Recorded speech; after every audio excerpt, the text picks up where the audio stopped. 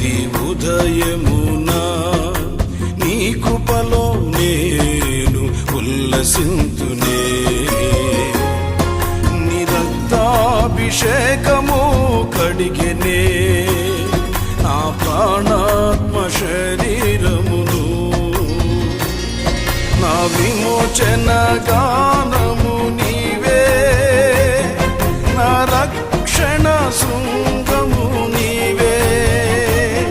నా విమోచన గానము నీవే, నా రక్షణ శృంగము నీవే.